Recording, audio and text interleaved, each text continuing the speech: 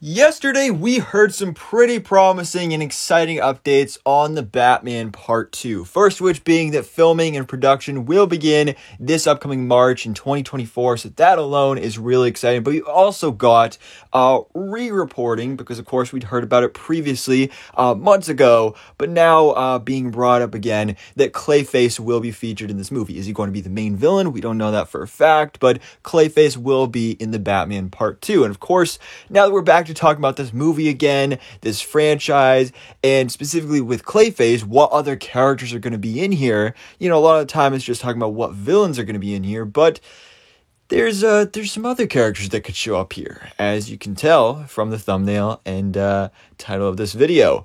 Because, you know, obviously we go to our favorite scoopers asking all these questions like, what do you know besides Clayface being in the movie?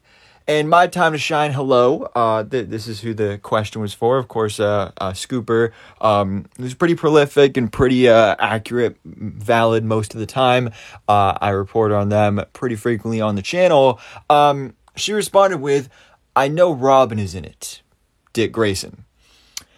So this is interesting because, obviously you would think like, oh, Batman, you got to do Robin at some point.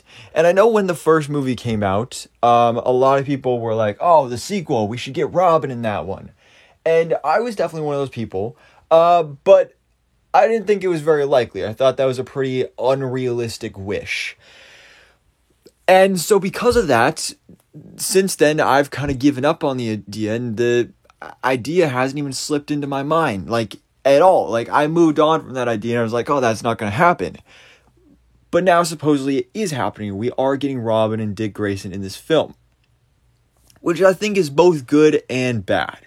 This, I think, is good because we can finally get a good live-action Robin, because we have never really had that done before. Robin is like one of the most famous comic book characters of all time, and he's never been done justice in live action, unless you count the 1966 Batman TV series with Burt Ward. That is the closest we've had to a good version of Robin. And even that, it could be better. I mean, Chris O'Donnell's Dick Grayson in the early Batman movies, that was not great, particularly the suit. And also, the guy was just too old.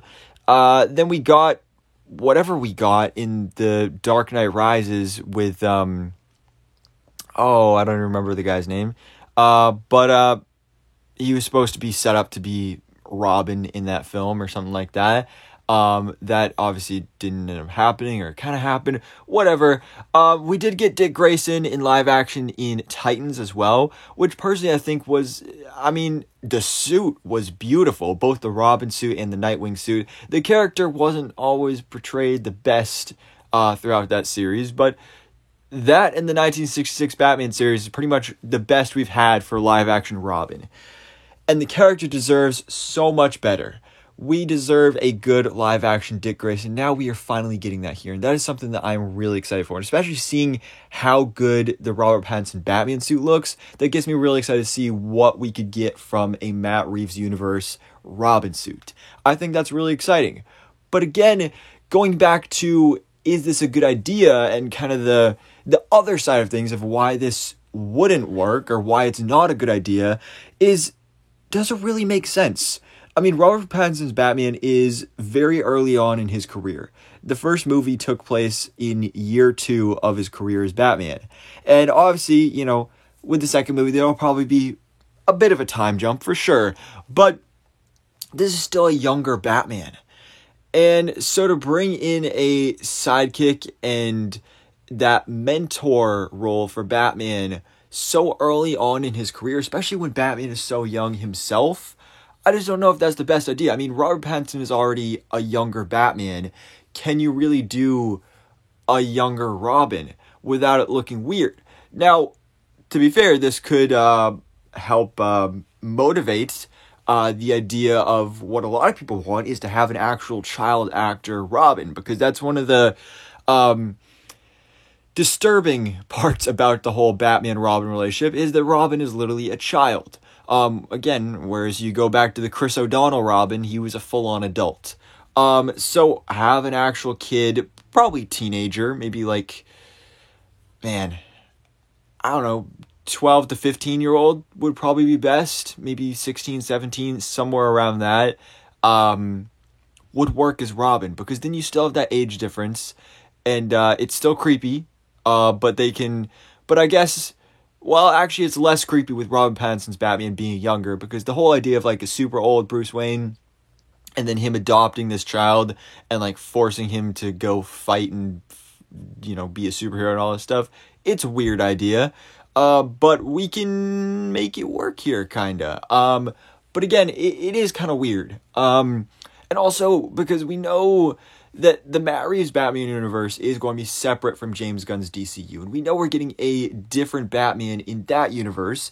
And that Batman is going to have a son, who is Damian Wayne, who will be the Robin of that universe. So, is it not already enough to have two Batmen going on at the same time, but to have two Robins as well? Yes, they'd be different characters. You'd have Dick Grayson and Damian Wayne, but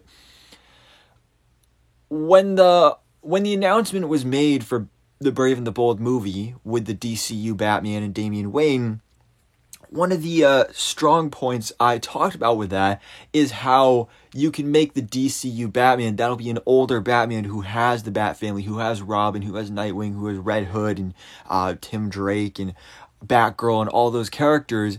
And then you can have Robert Pattinson's Batman, who is just Batman. He is the lone wolf. He's early on in his career. You got the young Batman. He's just fighting crime on his own.